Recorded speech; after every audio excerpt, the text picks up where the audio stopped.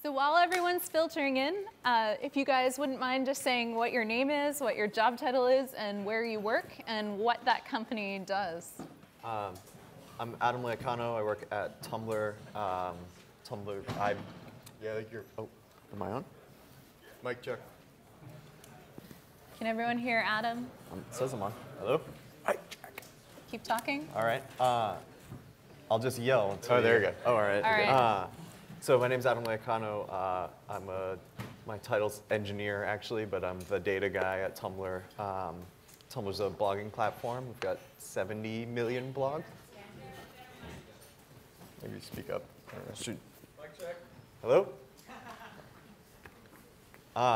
So we have 70 million blogs, and it's a network similar to Twitter with the way you follow people and interact. It's kind of like a full content Twitter.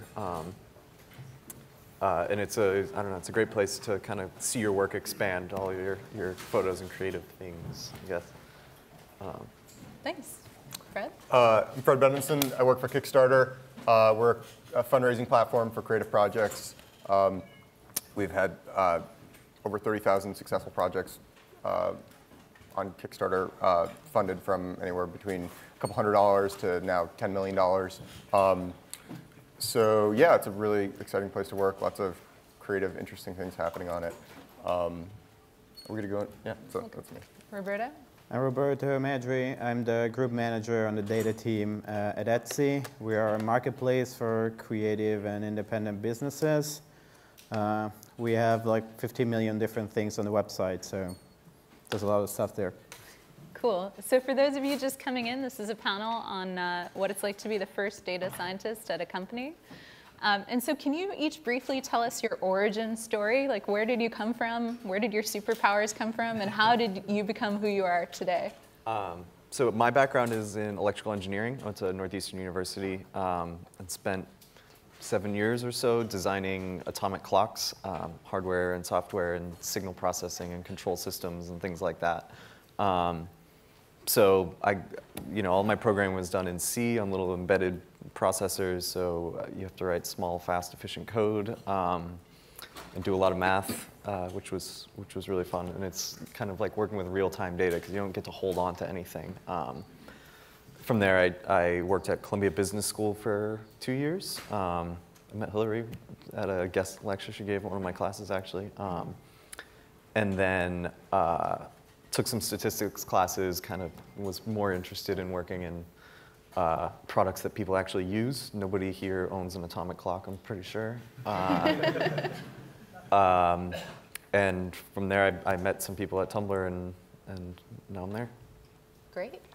We have a really big clock down here. Maybe it's atomic. It's just glowing. It's not atomic.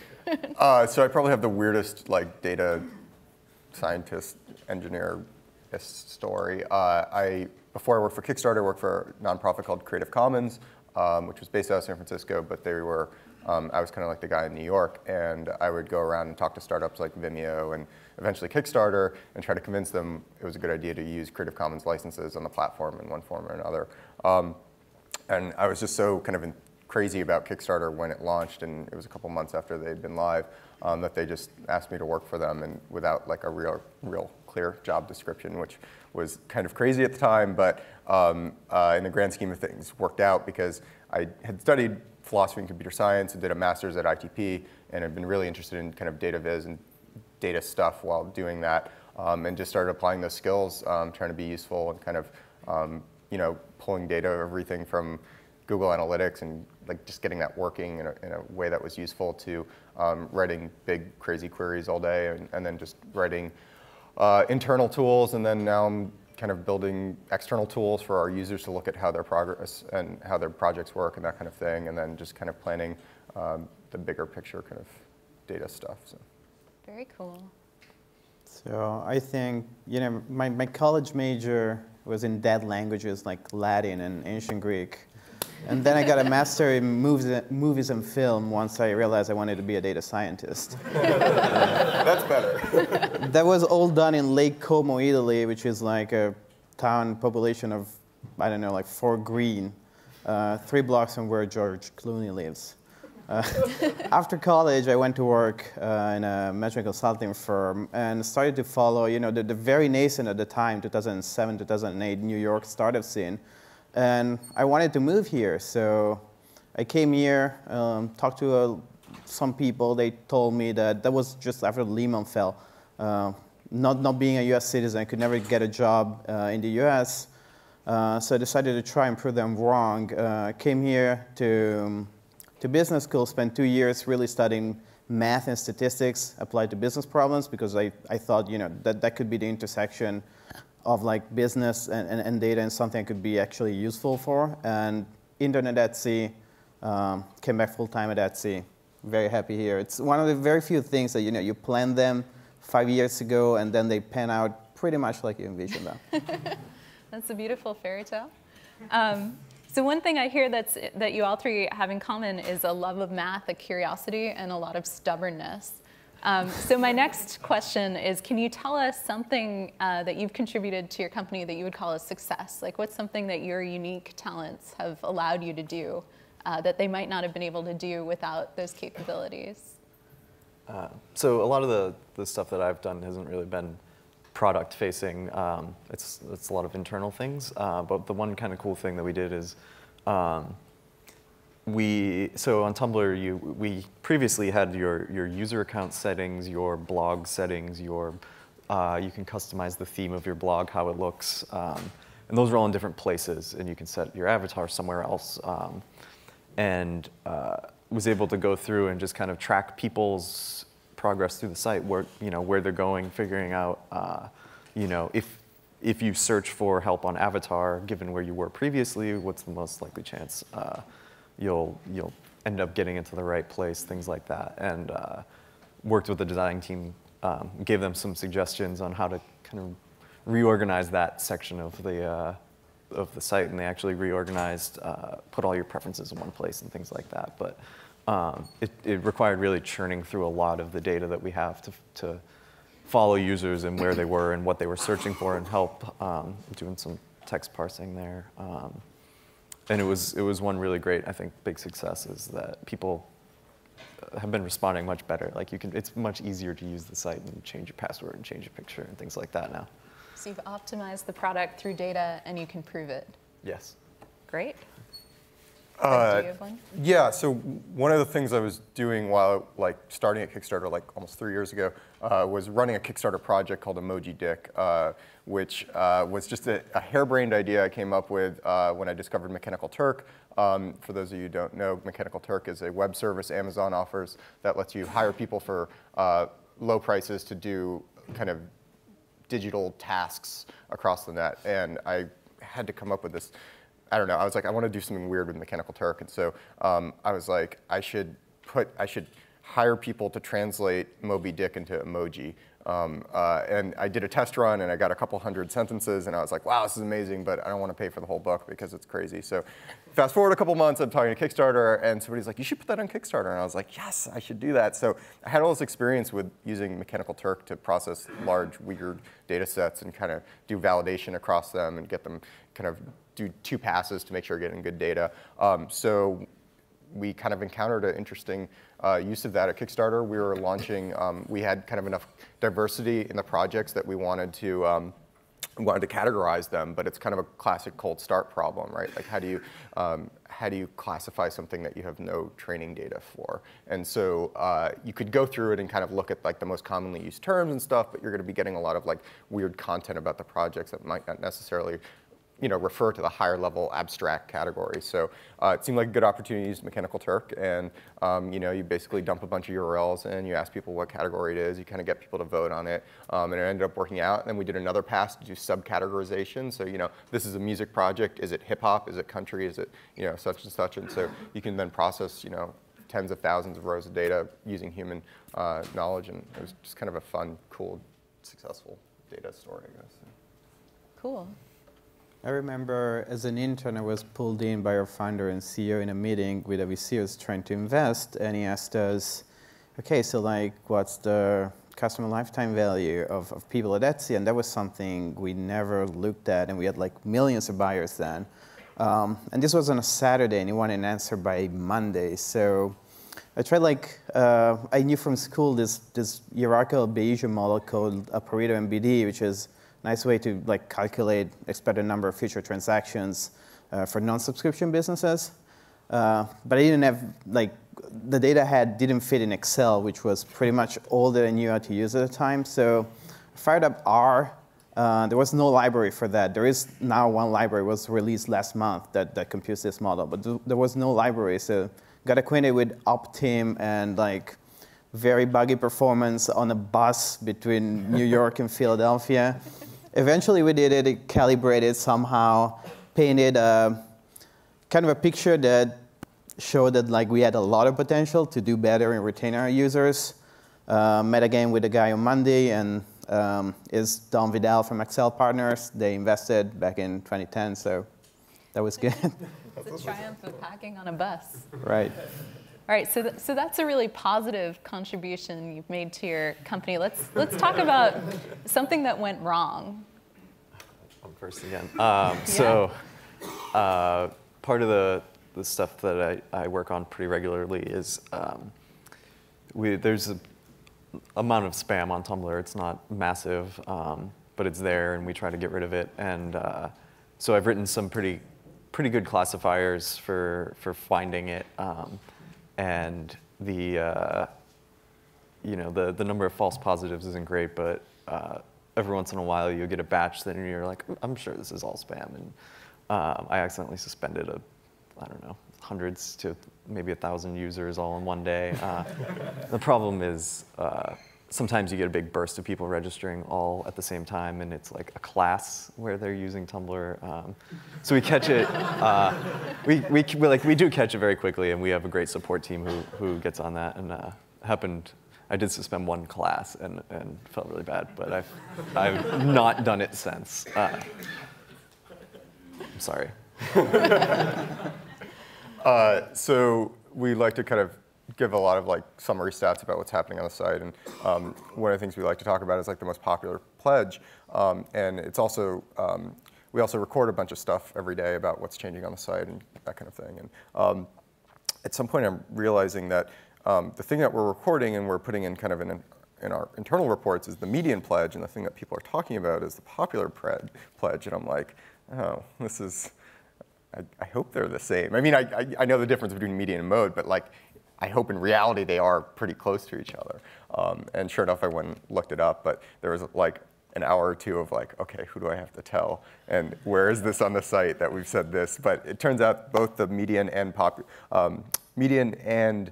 mode pledge is $25, and sometimes the median pledge shifts up to $30, but it really depends. Sometimes they're very large projects that offer reward tiers that kind of split around there. So it was nerve-wracking at first, but it's maybe not a disaster, but one of those moments where you're like, communication, we need to be clear about, So at Etsy, we do have this question on what features of the product drive conversion rate, ramp up the probability that you'll actually, buy something before you leave in your visit. And something that we did was very rough, looking at visit the bot and what they did, but we didn't have any ordering mechanism in there. So when we look at the pages most visited by people who bought during the same visit, the highest converting page was the help page. Because people buy, and then they probably have some question about, I don't know, shipping or something, and they visit that page. So that was converting 10 times all the other pages. And that's something, we realized that, but we had been doing that for quite a while. So there was a lot of and there is a lot of unlearning to do, and it's really, clean up your own mess.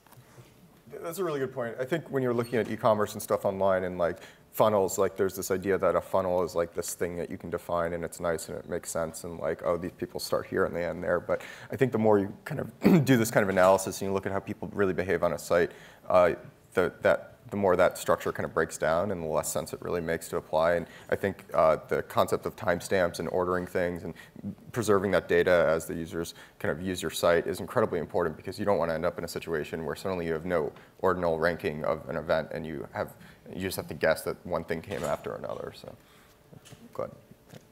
Cool. So how many practicing data scientists do we have in the audience today? All right. So let's ask a few questions for these guys. Let's talk about the tools, like nitty gritty. What does your stack look like? So we have a logging system that's internal in the app.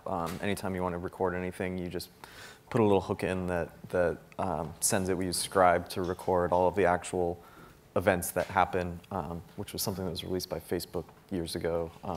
I think they still use it internally. There's not a lot of external support, but it's great. So we use Scribe for that, and once a day we compress it all, send it to our Hadoop cluster, which is not huge. It's like 30 or so nodes. There's a few hundred terabytes of data on there. We use S3 for cold storage, all the old stuff. And then, so my workflow is I use Hive for almost everything. I absolutely love Hive. You write something that looks like SQL, so it's easy to teach everybody else on the team to use, so that not every single data request has to go through me. They can do it themselves. And then aggregate down to something that's workable, and then use either R or Python to draw any conclusions that I'm trying to get. Yeah, beforehand I was pretty agnostic about this stuff. Before working at Kickstarter, I'd used processing and a couple other things, and I always wanted to try R, but kind of got into R as a way to avoid Excel, mainly because I just didn't want to bother anyone to buy a copy of Office, and we went like a good year or two without a copy of Office, and it was like this point of pride. So yeah, I love R. I mean, I couldn't live without it. Our stack isn't quite as kind of big in the big data sense as Adam's is, but we use Elastic MapReduce and kind of worked out all the kinks on getting stuff into EMR and spinning stuff up and kind of working with the kind of constraints in that system. And it's got its pluses and minuses. We use kind of a host of vendor-specific analytics tools. We do some of our own kind of database level analytics. But I think the kind of tools I probably couldn't live without are like R and a bunch of libraries like Plier in there and that kind of stuff, and ggplot. I mean, I've spent so much time just throwing together graphs quickly using ggplot that, like, if somebody took that away from me, I'd probably go crazy. Yeah, so I think ddply plus ggplot changed my life. So we do have like transaction data we persist in a relational database, and then we have an offline copy for analysis purposes. Event-based data we snapshot to S3, and then we use cascading and some library built above cascading to query in the big data stack. I started using R, and that's what I know, so I find myself like going back to that. I've never encountered yet a problem which I needed to be fast, so R could not be like suitable. Trying to use more Python these days, but definitely I think like the single most important tool for me was a paper that Hadley wrote, the split apply combine strategy, and that's like fairly tool agnostic, but that's really like a pattern that I find myself going back to daily. Yeah, one tool I wanted to bring up that Adam pointed me out to a month or two ago was RStudio in the cloud. I mean, if you've used R, you kind of know what it's like on a desktop. You're kind of limited by your machine's resident memory, and if you're doing other stuff, if you're running a database, like if you're running a local version of your application, you can quickly run out of RAM. So what I found is spinning up a extra large or extra large EC2 instance and installing RStudio on there. You get like 34 or 64 gigs of RAM. Just load whatever you need in there. I mean, like that's usually enough for like a reduced data set. And then it's really nice because if you do it right, it'll persist, and you can just leave the browser window open, and it's not influencing your local machine work. And that's made a huge difference in my workflow. Awesome. So is the data you work with mostly structured or unstructured? And are you doing any real-time analysis, or is it all sort of after the fact, batch, looking back? Most of the stuff is batch processing. Like obviously like the website is all working on live data. We take snapshots of like a lot of the MySQL tables and things like that, and copy those into HDFS as well.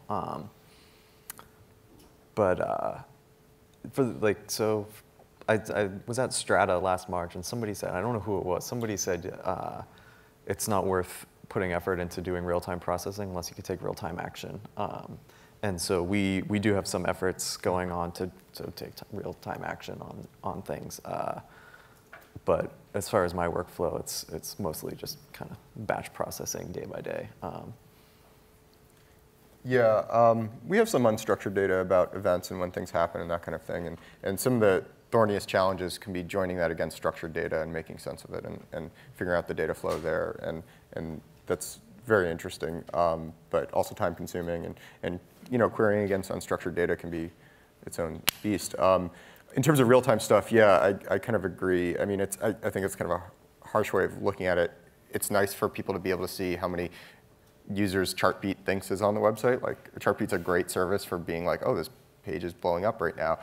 But I think a lot of our real-time stuff otherwise hedges more in the kind of engineering operations department, where it's like, okay, how many logged in users, or how many transactions of this database are happening at the second. And we use StatsD and Graphite for that. I don't know if you guys have used those tools, but really easy to set up. And it basically just lets you create infinite time series of whatever kind of data you can come up with. And so we do mostly kind of like most of the time just engineering style stuff there, but then other business stuff you can pump into there, and that's really interesting too. But you're not doing actually aggregation or really complex stuff on that stuff. You're just looking at whether it's going up or down and kind of how it gets affected. So I think for us as an e-commerce website, there's a fair bit you can do just with relational data sources. Totally. The problem with that is database is stateful and it conflates values and time. I think like Rich Hickey, the guy who designed Clojure, had a really nice definition of what big data is. And big data is the business asking engineers, hey, I want to look at your database. I don't want my SQL thing, but I want to look at the accretive data structure that you look at. So the real value for us, and we're getting there in terms of data infrastructure with our engineering team, is being able to join accretive data structures that comes from logs with the relational stuff that we persist. That's where we're getting, and that's, I think, where the real value will be. Cool. I just want to add, I think there are really nice structured SQL databases and things like that, and the more unstructured, or sometimes it even is pretty well structured, activity logs if you want to record every time one user follows another one. Just looking at that it's nice and clean. You have timestamps and user IDs, and this person followed this person. But a lot of the kind of munging of getting, oh, what about users in this area? How are they more active, or how are they responding more to tweets about football or whatever? Is it NFL or is it soccer or football? So when you get a lot of these different data sources together that may be structured on their own, there's a lot of munging work. It becomes very unstructured when you start looking at it at a wider scale. So I want to draw off something Roberto said and talk about the process of asking the right questions and actually translating business needs into data requests and back again. So what advice would you give for the people who didn't raise their hand, who are perhaps trying to hire their first data person into their company? What should they look for? And any words of wisdom from going through that process yourselves? And do you want to start? Yes. So when I hire for the team, when I talk to candidates, I really look for three things. I look for a lot of common sense and business sense, domain expertise about what Etsy is, because it's not a data science company. It's an e-commerce company, so you got to learn what the drivers are there. I look for strong quantitative intuition, especially in experimental design and in knowing how to design a smart experiment and being aware of biases. And I look for a knack to produce scalable and reproducible work, which usually translates into some kind of programming chops. What I found is it's really easy to find people who have one or two of these, but definitely none of the third. So you get a lot of academics with a lot of math and statistics, but they've never worked, or they are not interested to work with real world data. You get a lot of business people that maybe are also fairly quantitative, but they're scared by a text editor. And you get a lot of engineers who might also have some kind of quantitative intuition, but really do not care about the business and do not care about what the objective function is. I think it's really hard to find someone who has all three things. I don't think I have them. I tend to look for people who have like one down, another with very strong competencies, and most importantly, like strong signals. They want to pick up the third. And that's what I think in my experience makes for a good data scientist. I have virtually nothing to add to that. That was like so exactly what I was thinking about, and you put it better than I would have. But I think the idea of critical reasoning and experimental design and the ability to execute and most importantly, extract results yourself and analyze those yourself. I think, I was talking about graphs recently somewhere, and I was just like, well, here's a SQL for generating this graph or something, and it was in a small group of people that I didn't know, and somebody was like, so you write SQL? And I was like, what? Like, it's the job, man. And I think there's some people don't fully internalize how much part of like acquisition and munging that is part of the job. And if it's not SQL, it's going to be something else, but you really need to be able to like pull a data set together without much effort and know what the biases are, and know what the missing parts are, and know what the good parts are, and that kind of thing.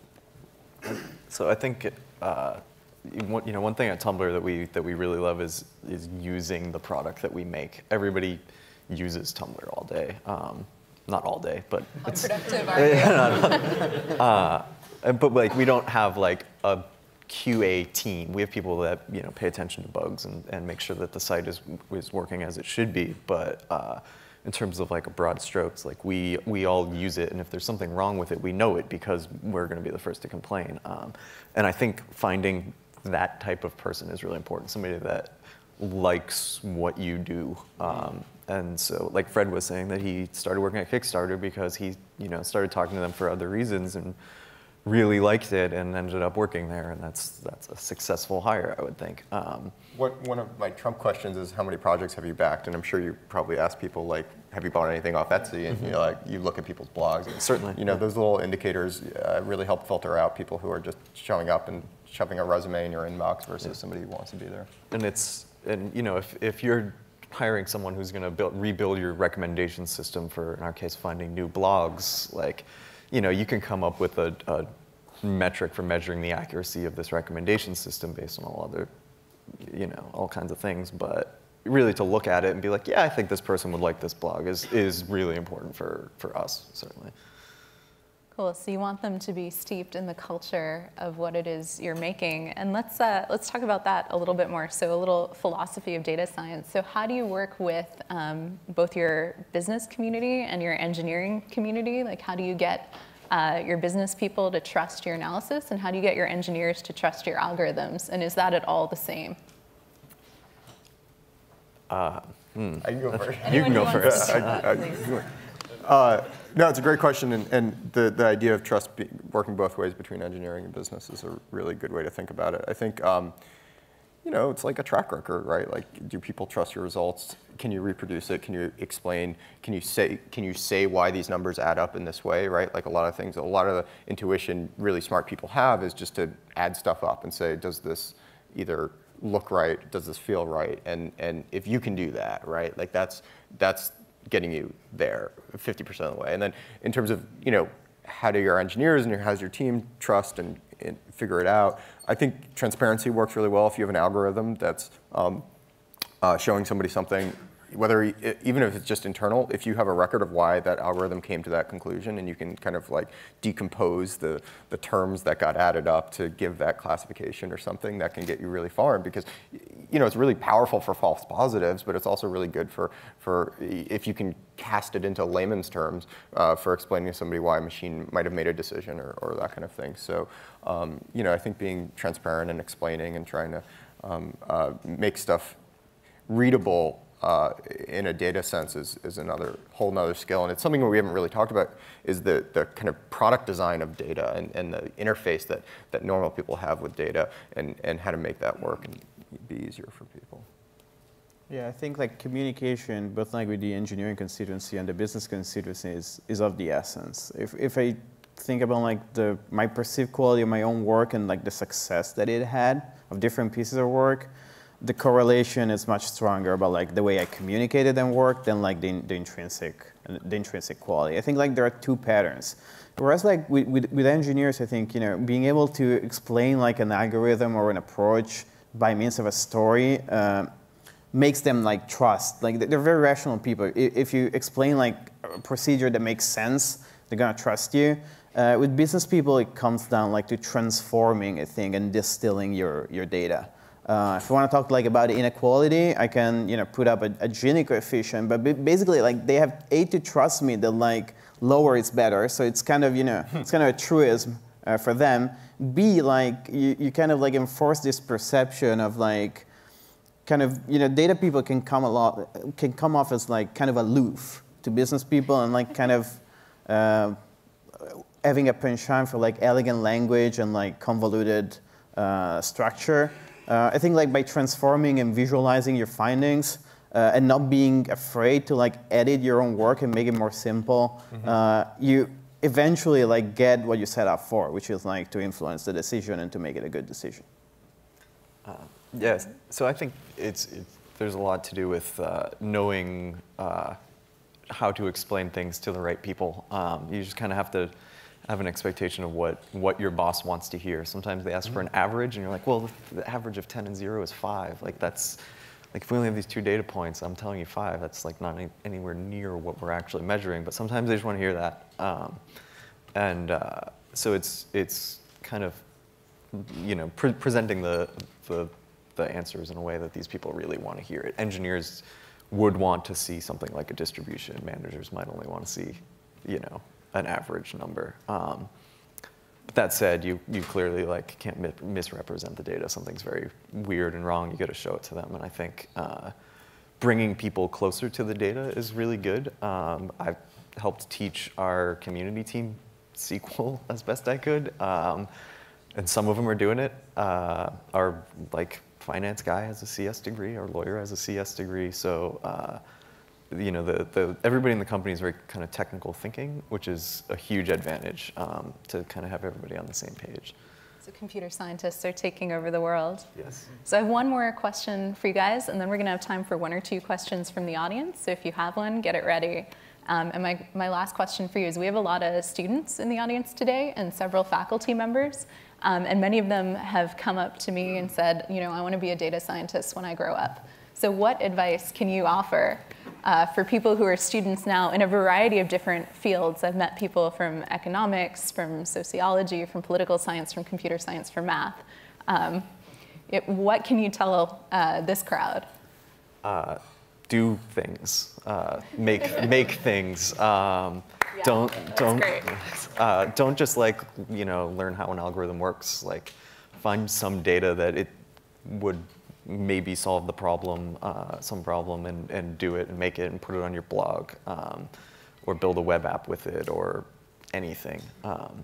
I've got a friend who was a teacher. Well, he's a PhD student here at NYU, actually at Stern, and he was teaching a class, and he said, you know, if you get a B in my class, that's not as good looking as if you get an A in my class, but if you get a B and then take one of these projects and like really dive into it and show it off to the world that like this thing you understand really well, it's going to go a lot further for you.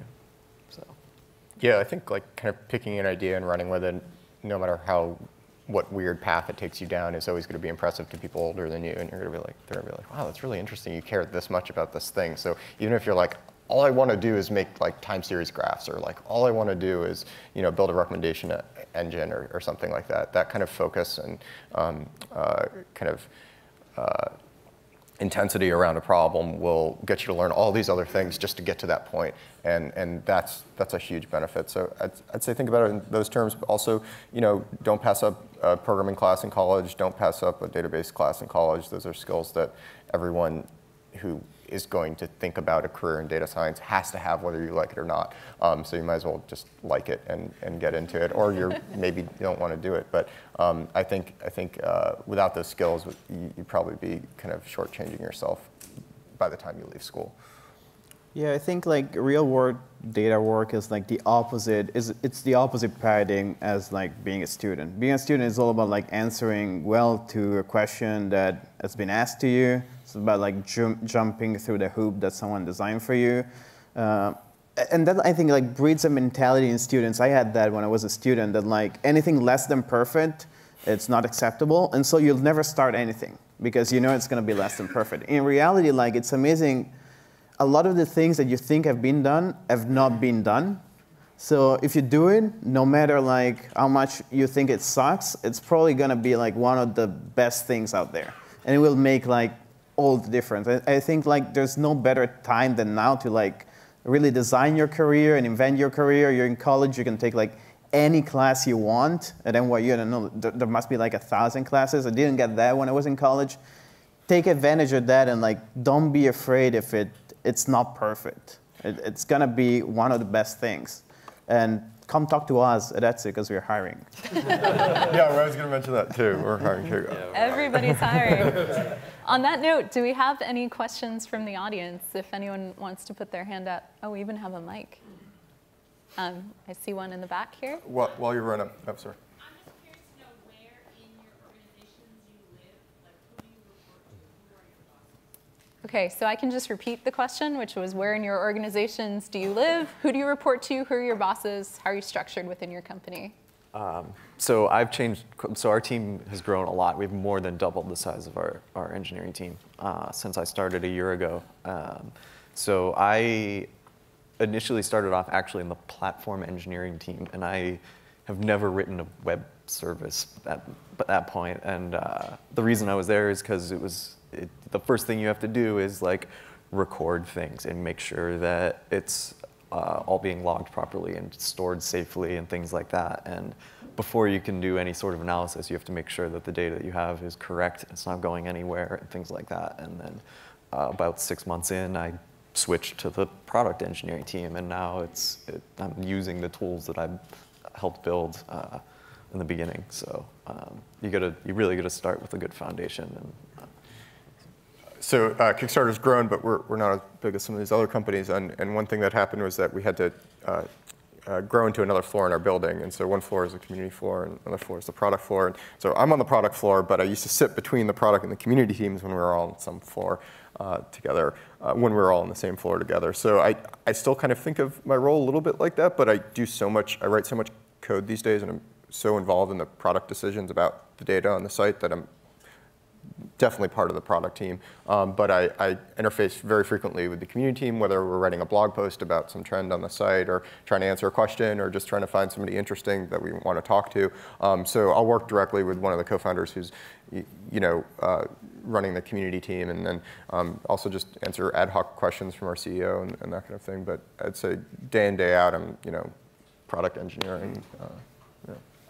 So I formally report to the VP Finance at Etsy, which is a shitty guy sitting there, who had the crazy idea to hire me. I think one of the great things that happened for us was like we got to sit together with the data engineering side of the house about like 6 months ago, and talking with like other companies and people who have my job at other companies, that really makes a difference. We're struggling in many things, especially when it comes to like event-based data. Before, engineers were like sitting close to us. We didn't have like a personal relationship with them. And now it's slowly but steadily changing. So, I would say, I agree with Fred and Adam, like as data people, you're evangelists of data to all different parts of the company. So we do run around. We have a ton of like head doc questions for like management, the board, et cetera. But also like being as close, blurring the line between technical and non-technical people makes all the difference. Well, I think that's a great note to end the panel on. So thank you all. Those were great answers, and I hope everyone learned a lot. Thank you, Hillary. thank you. Yeah.